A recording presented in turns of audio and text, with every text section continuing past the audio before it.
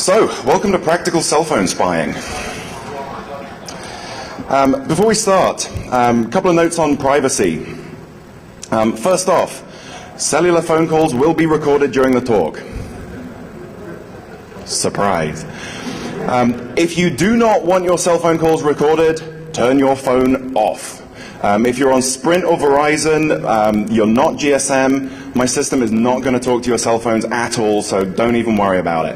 Having said that, I would encourage people to keep their phones on during the talk, especially if you've got a GSM handset, because the whole point of this is to show how your phone calls can be intercepted, and if you're not using your phone, then that kind of doesn't work. Okay, this is the machine that's actually running the demo. I don't know if you can see this big gap here where the hard drive should be. It's actually booted from this USB key, and at the end of the talk, I'm going to be cutting that USB key in half with a pair of with a Leatherman. So I'm recording all kinds of very, very sensitive information, all kinds of settings about your phone, logging phone calls, all this kind of stuff. But it is all going to be destroyed at the end of the talk. So don't worry about that too much. Let me just get my power back in here. Thank you. Okay. Finally, I do have a backhaul in place here. I'm currently connected to my Verizon Droid, which is giving me voice over IP backhaul. So if you do connect to the network, generally the only way that you'll know that you're connected to the network is when you try and make a call. If you do make a call from the network, you'll get a recorded message saying you're being intercepted, yada, yada, yada. So effectively, keep your phones on during the talk, and every so often, just dial a number, see what happens. If you hear that recorded message, then you're attached to my system here. If you don't hear the message, you're fine. In either case, any time that anyone is connected to this network, a best effort is going to be made to connect calls, subject to the limitations of asterisk going over voice over IP, going over Verizon. And given that Verizon's the only cell phone network that, well, one of two, we may have unpredictable results, but we'll see. Okay, so the whole idea of the talk is, I'm talking about IMSI catchers, but in order to know what an IMSI catcher is, you need to know what an IMSI is. An IMSI is an International Mobile Subscriber Identity. You can think of it kind of like a GSM username. It's one of two parts of two things that live in your SIM card that authenticate you. Your IMSI is like your username. KI is the secret key that authenticates you into the network. So the IMSI lives on the SIM card, obviously. It's somewhat protected. When you connect to a network, one of the first things that network does is it'll say, stop using your IMSI, use this temporary IMSI instead.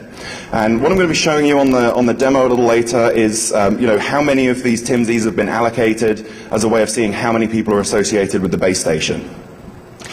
So an IMSI it's kind of a secret. The ICC ID, the long string of numbers that's printed on your SIM card, it's fairly closely related.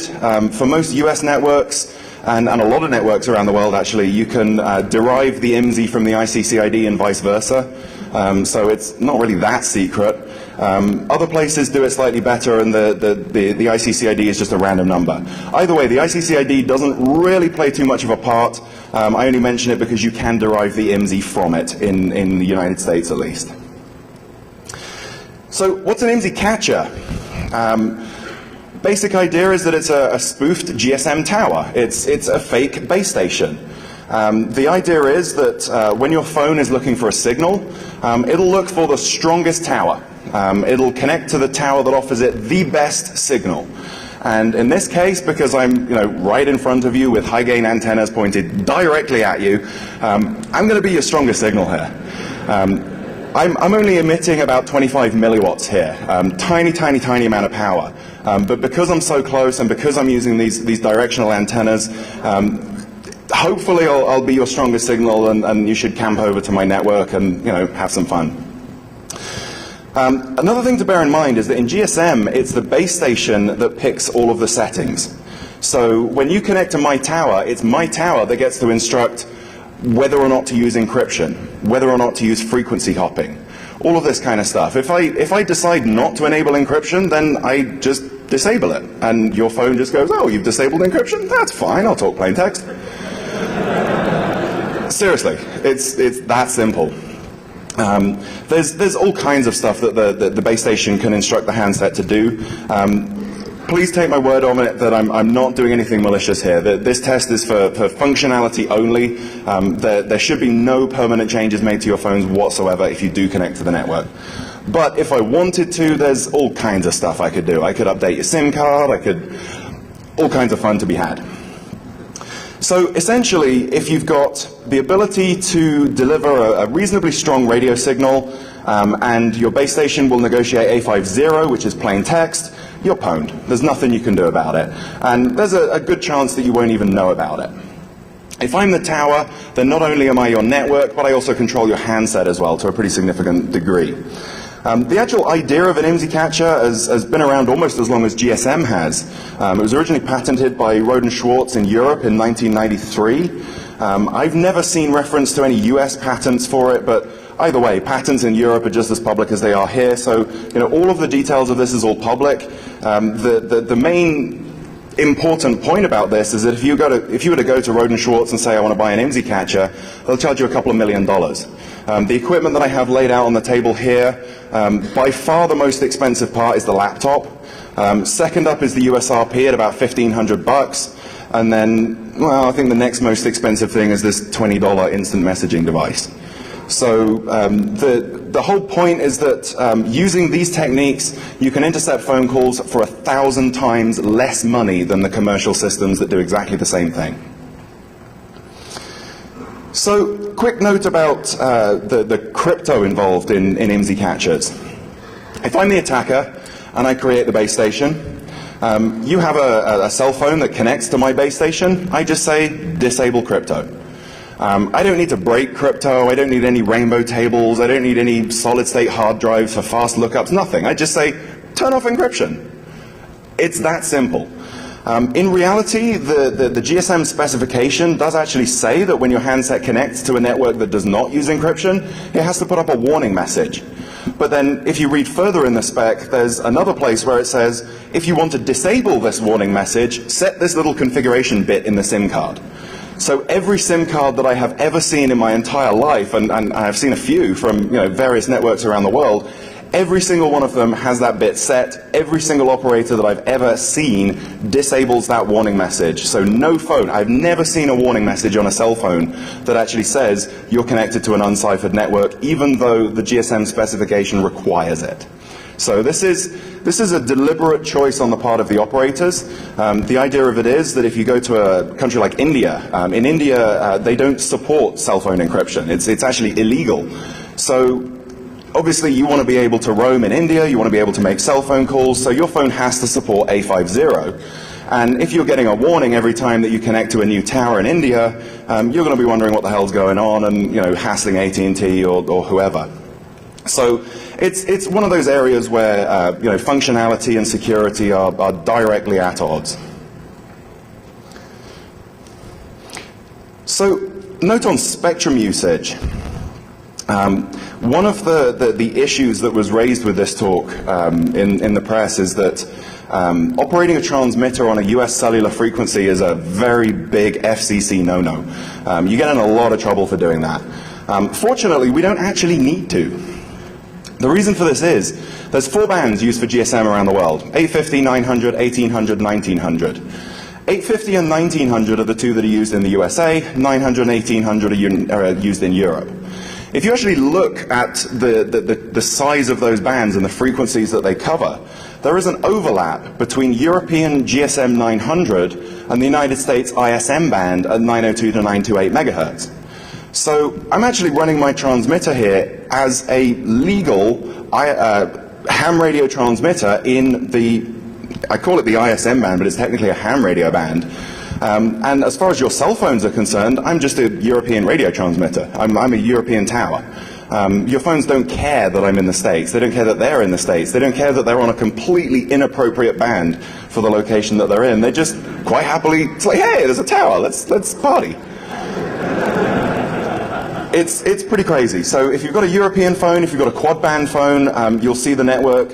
If you've got a US phone that only works on US frequencies, you will not see the network. So the ISM band, industrial, scientific, medical.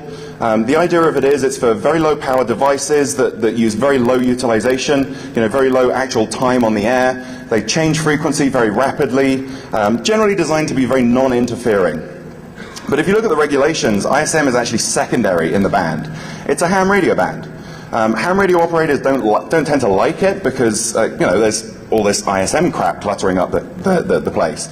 So the noise is too much of a problem for most ham radio applications, so most hams dismiss it. But for our purposes here, we can run a GSM base station on a GSM frequency within a ham radio band. How do we do that? Well, first thing we need is a license. This URL is great. The licenses for the question set for the ham radio exams are all public. So if you go to this website, what they do is they just keep asking you the questions over and over and over and over and over again until you get them right. And if you keep getting it wrong, then it'll keep asking you, and if you get it right, then it'll stop asking you. And it just beats the right answer into you, and you can sit down with this site for a few hours and walk into a ham radio exam and just pass it. I'd recommend that if you do want to get into this stuff, take the time to learn it, take the time to understand. I certainly learned a lot from taking my ham tests, and I'd recommend it to all of you. As we're a ham radio operator now, we have a 1.5 kilowatt power limit. That's a lot. I have another amplifier that I've been using for RFID that's 600 watts. And I've yet to turn that on because it's a terrifying amount of power. Even 600 is too much. So 1500 should be plenty for anything. In terms of what we're actually allowed to transmit, technically we're transmitting an unspecified digital code. It's bits going back and forth between your phone and my tower.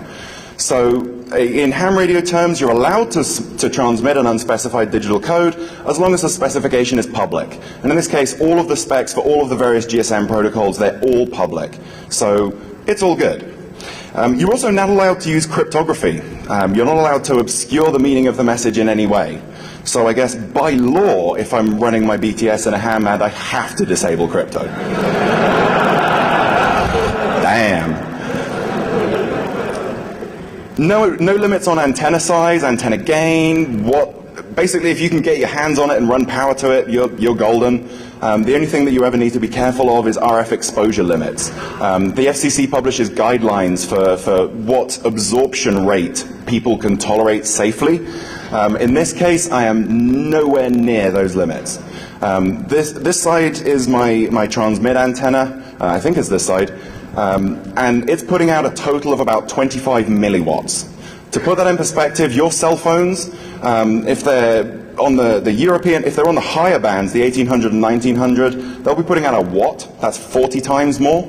If they're operating on the lower bands, the 800 and 900, they're putting out 2 watts. So that's 80 times more.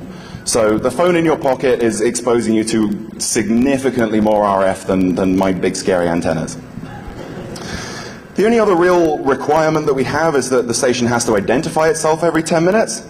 That's actually pretty easy to do because to be a ham-compliant call sign ID, it's straight carrier wave, Morse code, every 10 minutes just Morse something out.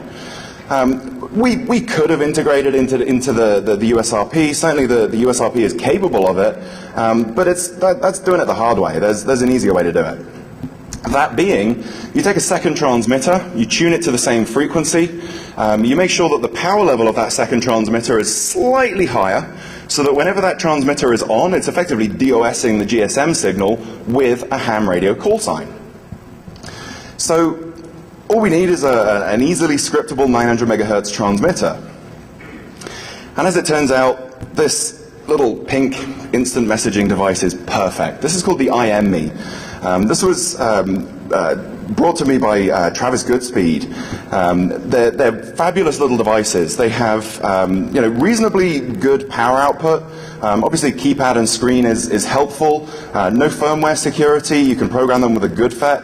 Unfortunately, they don't come standard with JTAG and RF connectors, but that's easy enough to add. So yeah, we can write firmware for this. We can match the frequency because we've got control over that in software. And then we just need to mux the signals together and amplify it up. So I'll actually pause there for one quick demo. No, actually I won't. I'll come back to that one. So in terms of the BTS itself, so we've got the IME for the ham radio side. What do we need for the GSM side? It's actually pretty easy. You need a USRP, Universal Software Radio Peripheral. These things are available online. They go for about $1,500 with the two daughter boards that you need. I'd also recommend, if you're going to get into GSM, check out the clock tamer. The URL's up here. The thing about clock tamer is that in GSM, the handsets derive their timing from the base station. So the base stations have extremely accurate clocks, and the handsets figure out how much their own frequency is drifting compared to the tower. So if I come along with a third-party tower, if my frequency stability doesn't match that of the local towers around me, all of your phones are going to be calibrated to those local towers, and you're not even going to see my tower because I'm maybe just a few kilohertz off. Clock tamer actually gives me plus or minus 100 hertz accuracy at 1.9 gigahertz. That's in its out-of-the-box configuration. It's about 0.26 parts per billion accuracy. And then you can get a GSM, I beg your pardon, a GPS module that drops it down to something ridiculous. Crazy, crazy, crazy accuracy. And it's all programmable and very flexible. It's highly recommended. On the software side, just a laptop computer, Debian, OpenBTS, and Asterisk. OpenBTS provides the GSM stack, and then Asterisk takes the calls in from OpenBTS and sends them out over the backhaul as voice over IP. It's a fairly basic base station. It does do voice, it does do SMS, it does not do data. And in fact, for the purposes of this demonstration, I've even disabled SMS. Purely because there's no way I can get your caller ID easily. So when you send an SMS, yes, I can route it out through the internet and connect it to where it goes, but the person who receives it is not going to know who it's from, and they're not going to be able to reply. So I figured it was just easier to disable it, but the system does support it. So let's get the BTS going here. So I wanted to see if we can get some video here. Is there a camera that we can get up on stage, or do you need me to turn the screen around? Okay.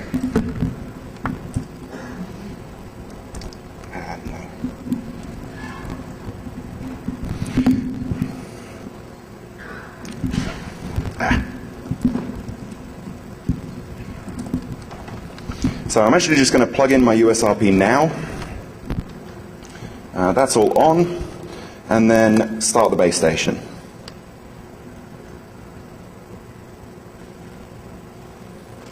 Or try to, if it would actually start.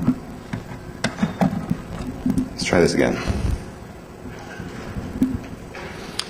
And there we go. So OpenBTS is up. I don't know how much detail you're going to be able to see on the screen here with the camera zooming in. One thing I do want to show you is the TIMSIS command.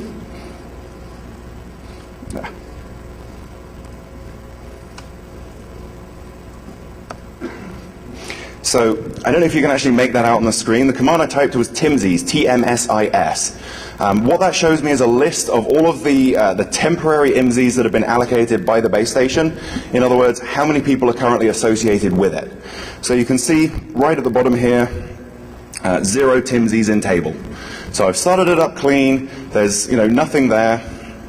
Nobody's connected. A couple of other things I'm going to show you as well. I'm just going to turn this around so I can type.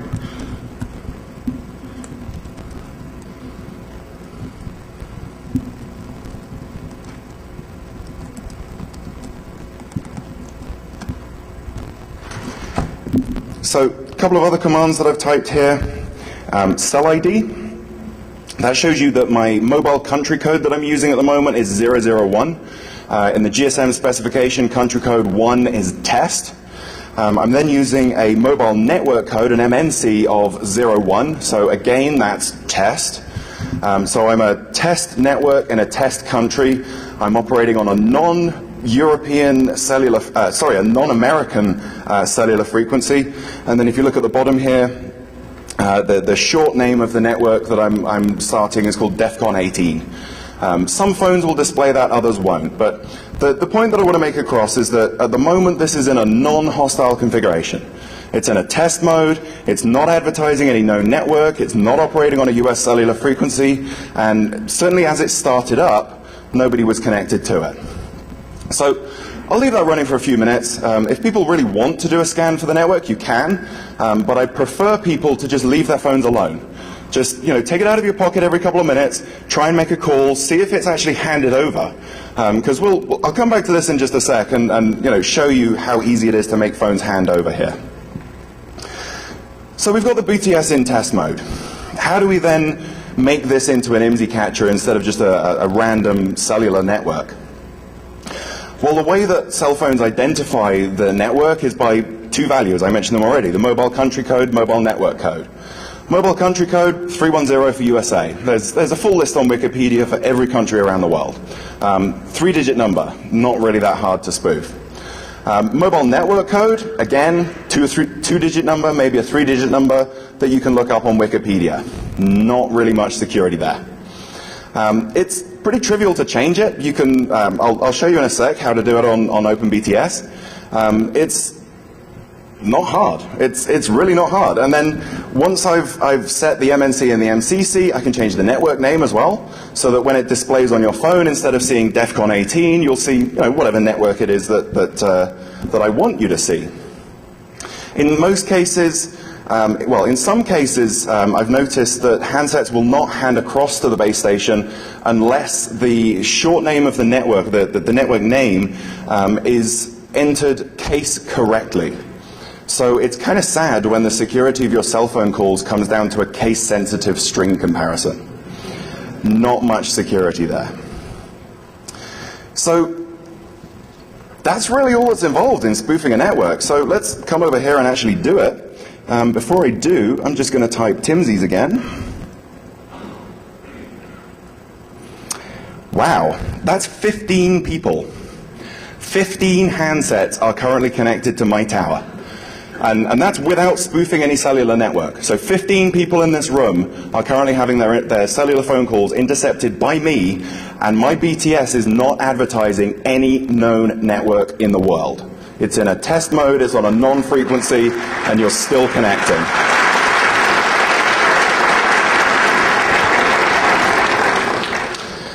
One quick thing, raise your hand if you have an iPhone.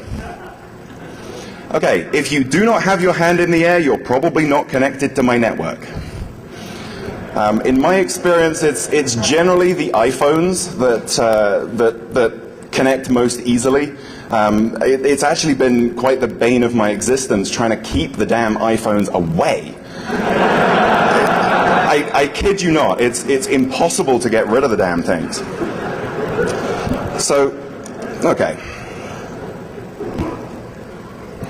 So we have, oh wow, we now have 30 TIMSIs in the table. People are still handing over to this. So in the few seconds that it took me to explain why there's 15 people, 15 more people connected. It's insane. It's really easy to do. So let's spoof an MNC and an MCC. So I mentioned the cell ID command. So that shows you the MCC, MNC, location area code, and cell ID. I can then do cell ID. Quick question for the audience. Raise your hand if you'd like me to spoof T-Mobile. Okay. Raise your hand if you'd like me to spoof AT&T. Should have seen that one coming. Okay. So I'm just going to turn this around. All I do is I type cell ID, and then I give it the mobile country code. Well, we're in the States, so our mobile country code here is 310. And then I give it a mobile network code. Well, AT&T's mobile network code, they have several, but the most common one that they use is 410. So let's type that in. And then I'm going to leave the location area code and the cell ID the same, so that's going to be 666 and 10.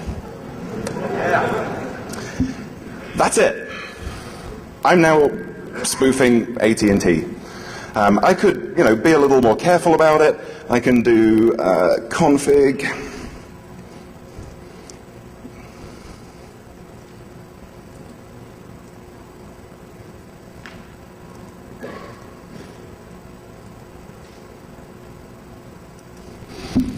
So here, the cell ID command here, 310-410-666-10, that sets my mobile country code and my mobile network code.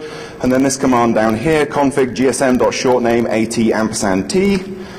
And as far as your cell phones are concerned, I am now indistinguishable from AT&T. So,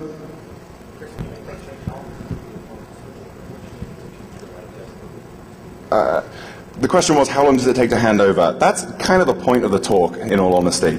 From this point, so at this point, we have an IMSI catcher. I can sit here and over the next 20 minutes, half an hour, every AT&T cell phone in the room will gradually hand over to my network, gradually start giving me audio traffic. So from this point on, the only question becomes, how can we make phones hand over more rapidly? In practice, it might sit here for an hour before any significant number of phones connect. So we want some techniques to speed it up. So at this point, we do have a simple IMSI catcher. We're spoofing a cellular network. Clearly, handsets in the audience are handing across to me. Has anyone actually tried to make a call and hear the recorded warning message yet?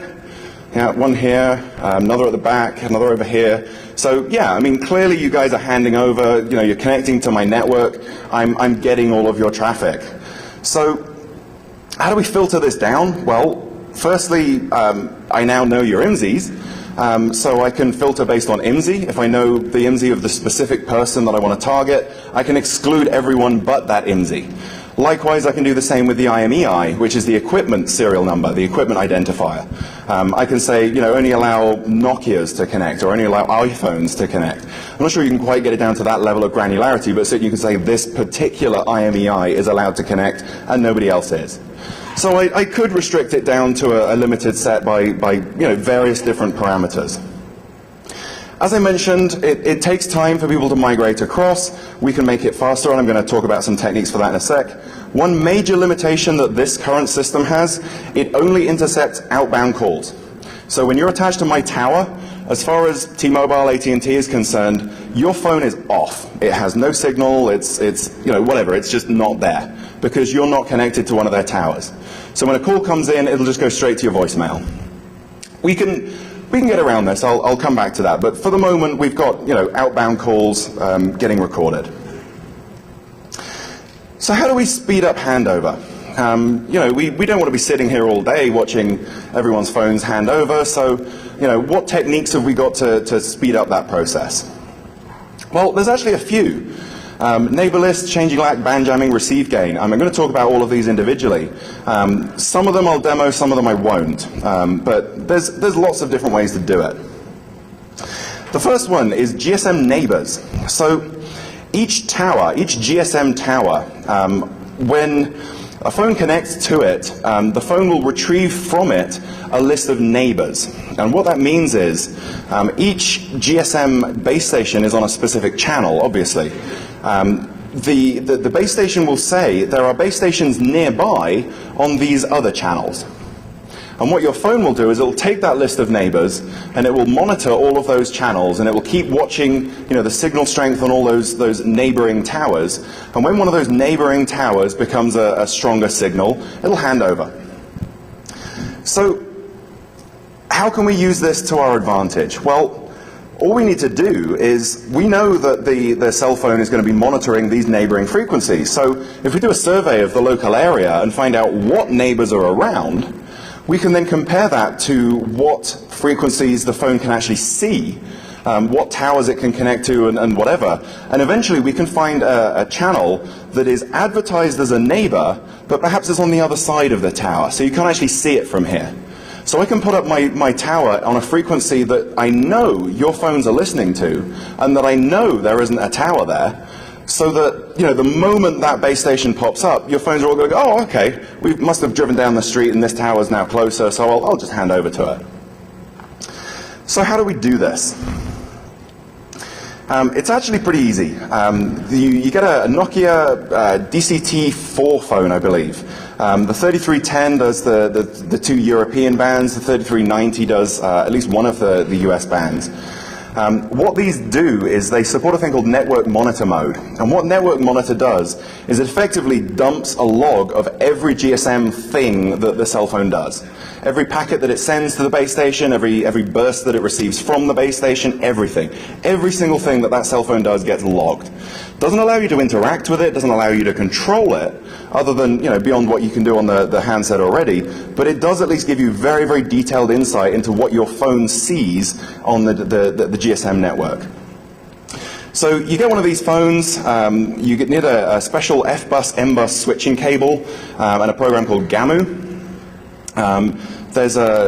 GAMU is open source. It connects to the phone over this cable and just dumps out a trace in XML, which you can open up in Wireshark.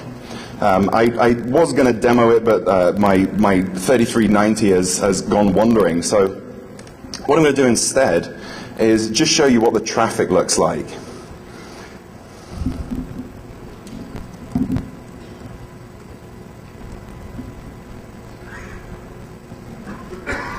So this is a capture that I recorded last night. This was of a handset connecting to T-Mobile. And I actually caught it only partway through the boot sequence, so there's a bunch of traffic that was hanging off the top here. But you can see you've got all of the various GSM messages in here.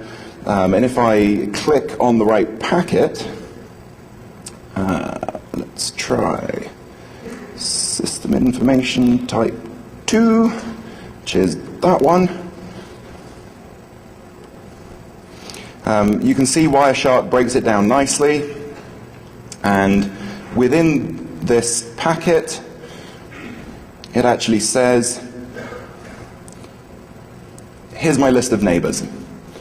So literally, you just take this phone, you turn it on, you connect the cable, you run GAMU, and then you look at the Wireshark trace and you've got a list of channels. You then compare that, just literally turn a radio receiver onto each of those channels and see if you get a signal on them. It's not hard. And using this, you can find an advertised neighbor that's not actually in use in the local area and speed off handoffs by taking advantage of that. Now, I'm not actually going to demonstrate that today because that would require me to transmit on an AT&T frequency, and I don't want to do that. Certainly an attacker would have no such compulsion and could easily take advantage of this to his benefit. So we can find GSM neighbors, and we can take advantage of that. Another way to speed up handoffs is the location area code. The idea of the LAC is it groups together a bunch of cells. So you'll have a whole bunch of cells in one specific area that advertise the same LAC. And in general, those will all go to the same higher level controllers as well. But what happens is, when the phone is monitoring all of these neighbors, and if it just sees another tower or whatever reason it is to look at that secondary tower that it's seen, it'll see that if that tower is advertising a different location area code, that means that the cell phone has moved, at least as far as the cell phone is concerned. And if the cell phone's moved and it's moved into a new area, then it should really do a handoff. So from OpenBTS here, I have complete control over the LAC. So I can just change the LAC, and everyone's phone will go, oh hey, LAC's changed. We must have driven 50 miles down the road. Let's hand off to the new tower. So the more you change the LAC, you can keep rolling the LAC every few minutes just to entice more handsets. It's not particularly difficult to do. I'll give you a quick demo of it. First up, let's see how many handsets. So before we started spoofing AT&T, we had about 30 handsets connected. Now that I've got AT&T's network name, MNC, and MCC, let's see how many handsets we have connected now. 24. Don't quite know how that went down. TIMSIs do timeout. So another command that I can try is load. And this is telling me, that there's 24 TIMSIs in use as well. So Not too sure what's going on there, but we've certainly got a bunch of handsets connected. And then we can use the cell ID command again to roll the location area code.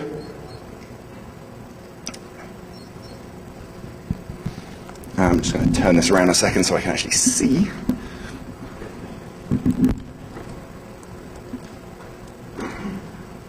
So my location area code was 666. I guess I should change that to 31337.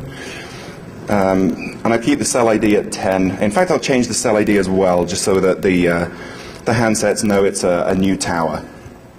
And it's that hard. That's how to roll the LAC. Not a complex operation at all. And then, like I say, that'll encourage handsets to believe that they've changed location, and that should entice more handsets to camp across to the new network. We'll come back to that when we do the next stage, and we'll see how successful that was.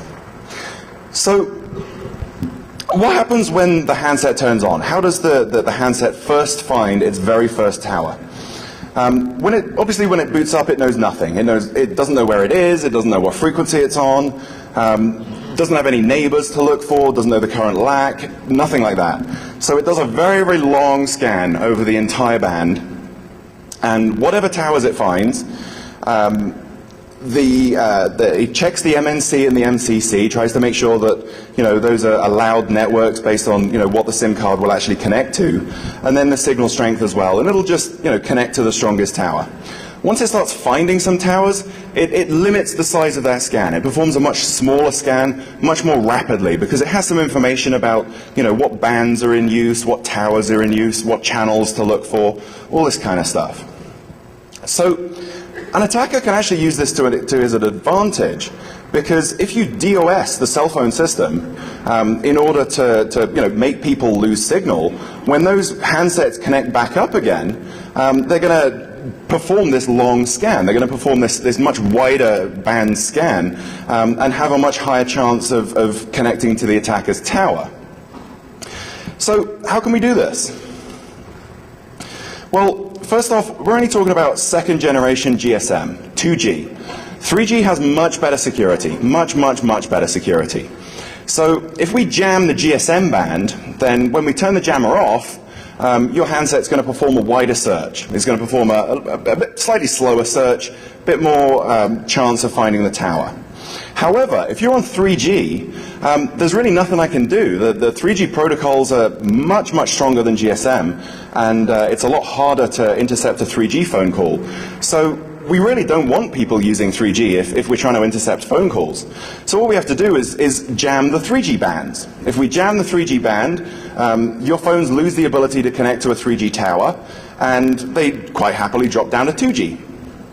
So all you have to do, literally, is broadcast noise and block the ability to talk to 3G, at which point everyone drops down to 2G in plain text. It's like saying, well, if you can't connect to port 22, then just fail over to port 23. Seriously, you can think of 3G as equivalent to SSH and GSM as equivalent to Telnet in this situation. So yeah, it would be an accurate analogy to say that if you can't connect to the SSH port, just drop down to Telnet. That's effectively how cell phones work in this situation. So the question is, how hard is it to jam a cellular band? Really not very. All you need to do, really, is transmit noise. And when I say noise, I mean a very specific thing. I don't just mean randomness. I mean completely flat spectral noise, such that there is equal amounts of power in each octave, and it's a nice flat spectrum, and it makes sure to cover the entire band, cover every channel. Effectively, what we're doing is instead of removing the tower completely, we're just removing the ability to see the tower. We're masking that with noise. Noise generators really aren't very expensive. I have one over here. Little thing. If I can do this without squishing my ninja badge. Second? No, it's all good. So this is a noise generator.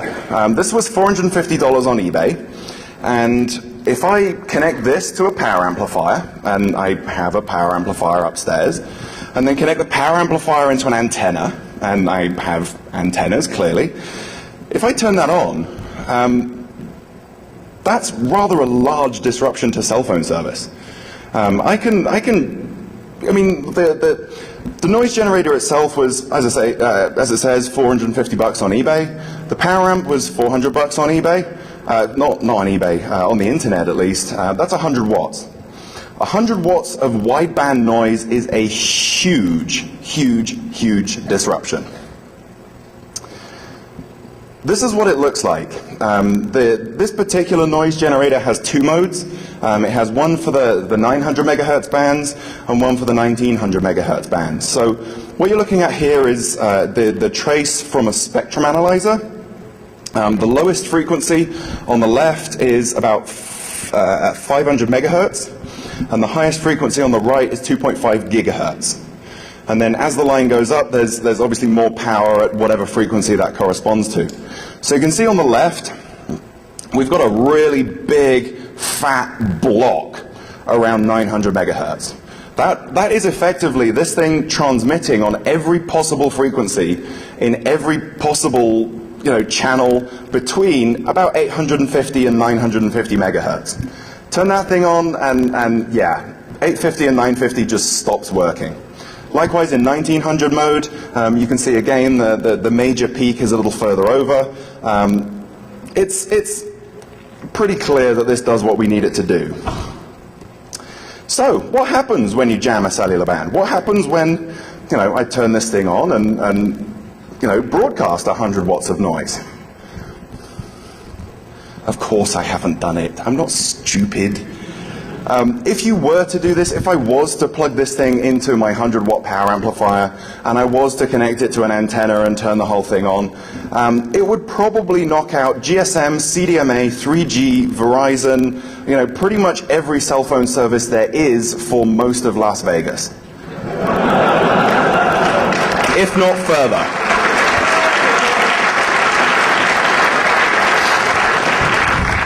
So yeah, I'm not turning this thing on. The main reason that I have this is because it's a fabulously useful piece of test equipment. If you're trying to classify filters, you put wideband noise into a filter, and as long as it's nice and smooth, you can compare what comes out and very, very accurately characterize your filter. That's what I use this for, not for DOS. The thing about band jamming is that there is no way to defend. It's impossible, cannot be done. Short of swamping it with more and more power. You do only need a short burst, few seconds, but it's still way, way, way too offensive for what I'm doing here. So as I said, 100 watt of amplifier and a reasonable antenna would probably knock out Las Vegas cell phone systems.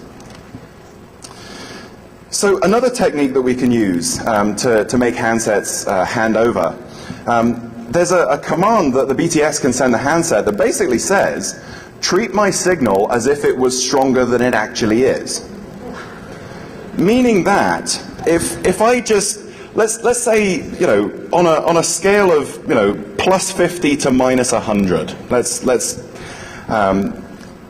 anyone who knows RF will understand why I'm choosing that range. But plus 50 to minus 100. Let's say my signal's coming in at minus 80, really, really low. I can say to your handsets, just add 100 to that, would you? And it'll go, oh, okay, you've got a, 20 dBm signal. Ah, that's fine, you're the strongest tower around now. I'll connect to you. It's ridiculous, and it's another great example of some of the instructions that a BTS can send a handset. So, I don't even necessarily need to be the strongest signal. I just need to have a signal that you can pick up and be telling you that I'm the strongest signal. It's ridiculous. And the handset will comply. It has to comply because that's how GSM works. When the handset gets an instruction from the tower, it complies with it. Of course, the attacker can make use of this. Of course, it means that he has to use less RF power to win the strength competition with the local towers. OpenBTS doesn't actually support it yet. So I won't demonstrate it here. This is actually the essence of the Rohde & Schwarz patents on IMSI catchers. There was a case in the UK where someone was selling IMSI catchers. Rohde & Schwarz sued, and it effectively came down to this one technique. Spoofing MNCs, MCCs, network names, it's all trivial, but this one technique is the one that's patented. So I mentioned earlier that we don't see inbound calls. We only see outbound calls. Effectively, the IMSI catcher is a completely isolated cellular network. As far as your carrier is concerned, your phone is off, it has no signal, it's not there. So of course they're going to send calls inbound to your voicemail. Where else are they going to send it? Your phone's off. So the attacker doesn't see the inbound calls. So the way that we get around this is, obviously if you're connected to my tower has to authenticate you, therefore it will ask for your IMSI, and your phone will quite happily supply it. So I know your IMSI. What I can then do is I can go to AT&T and say, hey, here's my IMSI. I'm spoofing this guy over here, but you don't need to know that. This is my IMSI. And I know that this guy's not on the network because he's on my network. Therefore, it's perfectly safe to do this without you seeing two phones. So I claim this IMSI. The problem with that is that we don't know the secret key in the SIM card. We don't know KI. And what's going to happen is when I claim that IMSI to AT&T or T-Mobile, they're going to send me a random number, 32-bit number, just a challenge. And what normally happens is that challenge gets passed to your SIM card, gets encrypted with your secret key, and then split into two parts. Half gets returned to the tower as just kind of proof that you know the secret key, and the other half is used as the ciphering key. Well, what I can do to exploit this is I can just pass that random challenge along to your phone, whereupon your phone will happily, encrypt your secret key with it and all the rest of it and send the result back to me. But the result doesn't come back to me as, here's the answer. The session response I do get just kind of here's the answer, but the secret key I have to crack. And here's the great thing about IMSI catchers as opposed to Kraken and AirProbe and those kind of things. Kraken and AirProbe, how many folks saw that release at Black Hat, the A51 cracker? So the big limitation that thing has is that it doesn't work on frequency hopping base stations, which virtually every base station in the civilized world is. So it kind of doesn't have real world applications. Well, in this instance, I'm the base station. I set the hopping sequence. So I can just say to you, okay, let's negotiate A52 because I can break that really easily. And then let's disable hopping so that, I don't have to worry about that. And then I can use these rainbow tables to crack your secret key. Whereupon I recover the session key, I now know the session key and the session response, which was the authentication response, and I can just reuse it all to the carrier. And as far as the carrier is concerned, okay, it took a few seconds for me to, establish a challenge to your handset and then crack it and all the rest of it. But at the end of the day, I provided the right response to the carrier, so hey, I must be you. It's not implemented in this system yet, but it's definitely possible to do. It's the technique that commercial IMSI catchers use to catch inbound calls.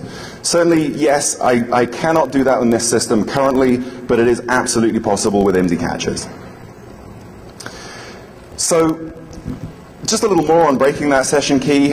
It is the only time when you're using an IMSI catcher that any cryptography is needed at all.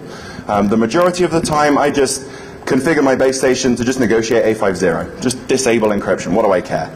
If I negotiate A52, A52 is very, very easy to crack, much easier than A51. So, that gives me a very quick way into your handset. Alternatively, you may reject A52, regard A51. Well, clearly A51 is still, crackable, and we can still do that. But in either case, any calls that originate from your phone come to me as plain text. So, what's the solution to all of this? How do we fix this? The reality of it is that there is no good solution, not in the context of GSM. GSM is broken. It is the telnet of cellular systems.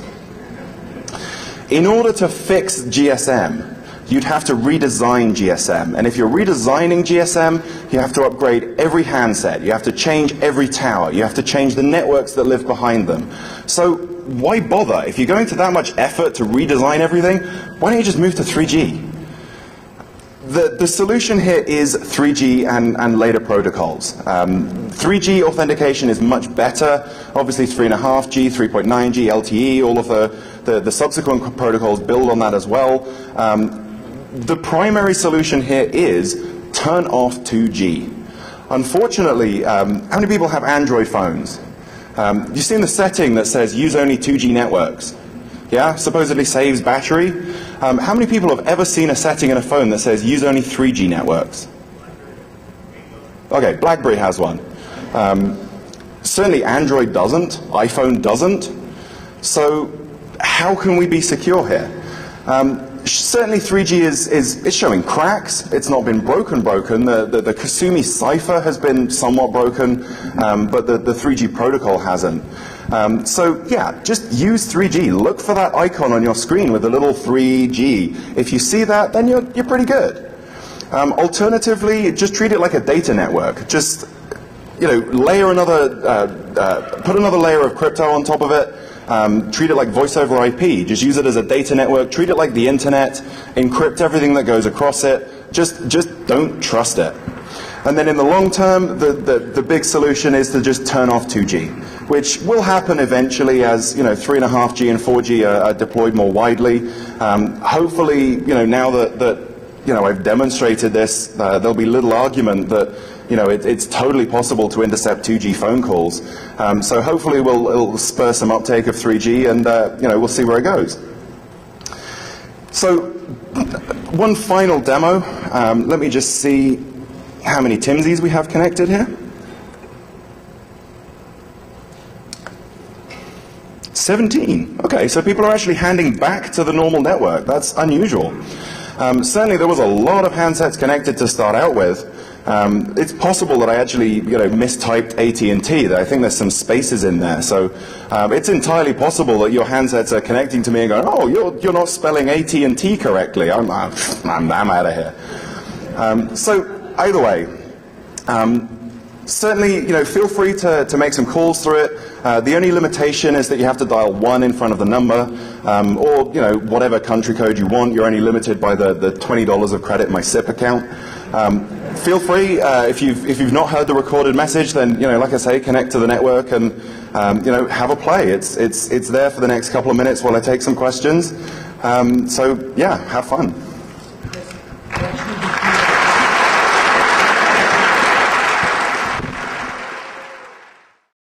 It's fairly closely related. For most US networks, and a lot of networks around the world actually, you can derive the IMSI from the ICCID and vice versa. So it's not really that secret. Other places do it slightly better, and the ICCID is just a random number. Either way, the ICCID doesn't really play too much of a part. I only mention it because you can derive the IMSI from it, in the United States at least. So what's an IMSI catcher? Basic idea is that it's a spoofed GSM tower. It's a fake base station. The idea is that when your phone is looking for a signal, it'll look for the strongest tower. It'll connect to the tower that offers it the best signal. And in this case, because I'm right in front of you with high gain antennas pointed directly at you, I'm going to be your strongest signal here. I'm only emitting about 25 milliwatts here, tiny amount of power. But because I'm so close and because I'm using these directional antennas, hopefully I'll be your strongest signal, and you should camp over to my network and have some fun. Another thing to bear in mind is that in GSM, it's the base station that picks all of the settings. So when you connect to my tower, it's my tower that gets to instruct whether or not to use encryption, whether or not to use frequency hopping, all of this kind of stuff. If I decide not to enable encryption, then I just disable it, and your phone just goes, oh, you've disabled encryption? That's fine, I'll talk plain text. Seriously, it's that simple. So, welcome to practical cell phone spying. Before we start, a couple of notes on privacy. First off, cellular phone calls will be recorded during the talk. Surprise. If you do not want your cell phone calls recorded, turn your phone off. If you're on Sprint or Verizon, you're not GSM, my system is not going to talk to your cell phones at all, so don't even worry about it. Having said that, I would encourage people to keep their phones on during the talk, especially if you've got a GSM handset, because the whole point of this is to show how your phone calls can be intercepted, and if you're not using your phone, then that kind of doesn't work. Okay. This is the machine that's actually running the demo. I don't know if you can see this big gap here where the hard drive should be. It's actually booted from this USB key, and at the end of the talk, I'm going to be cutting that USB key in half with a pair of with a Leatherman. So I'm recording all kinds of very, very sensitive information, all kinds of settings about your phone, logging phone calls, all this kind of stuff. But it is all going to be destroyed at the end of the talk. So don't worry about that too much. Let me just get my power back in here. Thank you. Okay. Finally, I do have backhaul in place here. I'm currently connected to my Verizon Droid, which is giving me voice over IP backhaul. So if you do connect to the network, generally the only way that you'll know the... Quick note about the crypto involved in IMSI catchers. If I'm the attacker and I create the base station, you have a cell phone that connects to my base station, I just say disable crypto. I don't need to break crypto, I don't need any rainbow tables, I don't need any solid state hard drives for fast lookups, nothing. I just say turn off encryption. It's that simple. In reality, the GSM specification does actually say that when your handset connects to a network that does not use encryption, it has to put up a warning message. But then if you read further in the spec, there's another place where it says, if you want to disable this warning message, set this little configuration bit in the SIM card. So every SIM card that I have ever seen in my entire life, and I've seen a few from various networks around the world, every single one of them has that bit set. Every single operator that I've ever seen disables that warning message. So no phone, I've never seen a warning message on a cell phone that actually says you're connected to an unciphered network, even though the GSM specification requires it. So this is a deliberate choice on the part of the operators. The idea of it is that if you go to a country like India, in India they don't support cell phone encryption. It's actually illegal. So obviously, you want to be able to roam in India, you want to be able to make cell phone calls, so your phone has to support A50. And if you're getting a warning every time that you connect to a new tower in India, you're going to be wondering what the hell's going on and hassling AT&T or whoever. So it's one of those areas where functionality and security are directly at odds. You're connected to the network is when you try and make a call. If you do make a call from the network, you'll get a recorded message saying you're being intercepted, yada, yada, yada. So effectively, keep your phones on during the talk, and every so often, just dial a number, see what happens. If you hear that recorded message, then you're attached to my system here. If you don't hear the message, you're fine. In either case, any time that anyone is connected to this network, a best effort is going to be made to connect calls, subject to the limitations of asterisk going over voice over IP, going over Verizon. And given that Verizon's the only cell phone network that, well, one of two, we may have unpredictable results, but we'll see. Okay, so the whole idea of the talk is, I'm talking about IMSI catchers, but in order to know what an IMSI catcher is, you need to know what an IMSI is. An IMSI is an international mobile subscriber identity. You can think of it kind of like a GSM username. It's one of two parts of two things that live in your SIM card that authenticate you. Your IMSI is like your username. KI is the secret key that authenticates you into the network. So the IMSI lives on the SIM card, obviously. It's somewhat protected. When you connect to a network, one of the first things that network does is it'll say, stop using your IMSI, use this temporary IMSI instead. And what I'm going to be showing you on the demo a little later is how many of these TIMSIs have been allocated as a way of seeing how many people are associated with the base station. So an IMSI it's kind of a secret. The ICC ID, the long string of numbers that's printed on your SIM card, all kinds of stuff that the base station can instruct the handset to do. please take my word on it that I'm not doing anything malicious here. This test is for functionality only. There should be no permanent changes made to your phones whatsoever if you do connect to the network. But if I wanted to, there's all kinds of stuff I could do. I could update your SIM card, all kinds of fun to be had. So essentially, if you've got the ability to deliver a reasonably strong radio signal, and your base station will negotiate A50, which is plain text, you're pwned. There's nothing you can do about it. And there's a good chance that you won't even know about it. If I'm the tower, then not only am I your network, but I also control your handset as well to a pretty significant degree. The actual idea of an IMSI catcher has been around almost as long as GSM has. It was originally patented by Roden Schwartz in Europe in 1993. I've never seen reference to any US patents for it, but either way, patents in Europe are just as public as they are here, so all of the details of this is all public. The main important point about this is that if you were to go to Roden Schwartz and say, I want to buy an IMSI catcher, they'll charge you a couple of $1 million. The equipment that I have laid out on the table here, by far the most expensive part is the laptop. Second up is the USRP at about $1,500. And then, well, I think the next most expensive thing is this $20 instant messaging device.